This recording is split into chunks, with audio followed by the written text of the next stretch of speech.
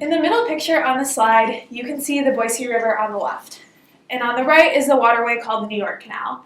This is one of the 63 canals that runs throughout the Treasure Valley to bring irrigation water to homeowners and farmers alike. Historically, the Treasure Valley was mainly agricultural, but over the past few decades, farms have rapidly been transformed to subdivisions through a process called urbanization. Currently, our population is about 750,000 people, but by 2100, we're predicted to be 1.5 million individuals. Water managers throughout the valley have been wondering if A, homeowners are using the same amount of water on their lawns as farmers have historically used on their crops, and B, if we have enough water to sustain this growing population. That was the motivation for this research. However, we know that land use type isn't the only variable influencing irrigation water demand. It depends on what the weather is like too. For instance, I would use much less irrigation water on my lawn during a wet, cool spring than a hot, dry one. And as we move forward into the future with climate change, we anticipate warmer, wetter winters and hotter, drier summers. So combined, both land use and climate will alter the amount of water that we're applying to our green spaces. To answer this question at hand, I used available data from the Idaho Department of Water Resources that reports the volume of water moving through a canal every year.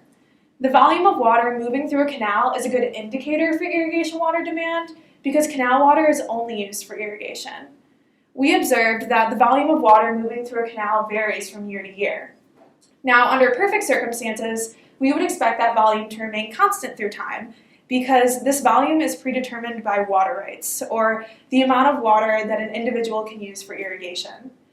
Because this volume is predetermined by water rights and we observe variation from year to year, we know that these outside predictor variables like urban area and climate must be influencing our irrigation water demand.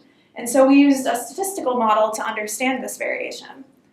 We found that climate influences irrigation water demand much more than urban area. This was shocking to us. We anticipated that as urban area increased, our irrigation water demand would decrease. You can see in these two other photos that the agricultural field has much more green space than our subdivision because we've paved over those historically irrigated green spaces. However, we don't see this subsequent drop in irrigation water usage. Instead, we see that precipitation, evaporation, and temperature all influence our irrigation water demand much more. Now, moving forward, this research still has open questions, such as why isn't urbanization influencing irrigation water demand in the way that we thought? And will water managers need to adapt their management strategies for this changing climate? Only the future can tell. Thank you.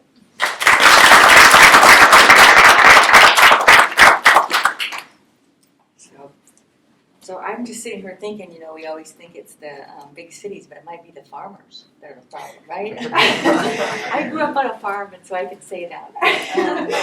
On an irrigation farm. So have you worked with some of the stakeholders in your research, talk with the agricultural community versus like the city's public works department? So what are some of the conversations you've had with the stakeholders in this process?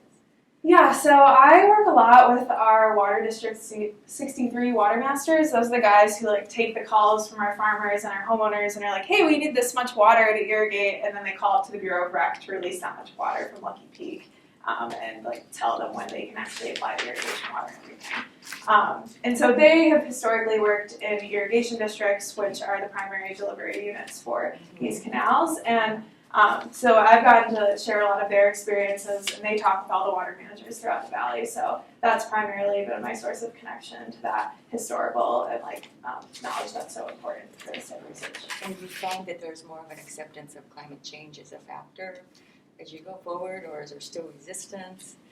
Yeah, I think that in general, I think how we talk about climate change is really the primary problem. If you talk to farmers, they look at weather and climate information all the time to know what types of crops they can use, and they talk with the water managers every year for how much snowpack we have and what that means for our reservoirs and our actual irrigation water. So sometimes it's just the way that we're communicating it. Yeah. Great. This is important work. Thank you. Thank you.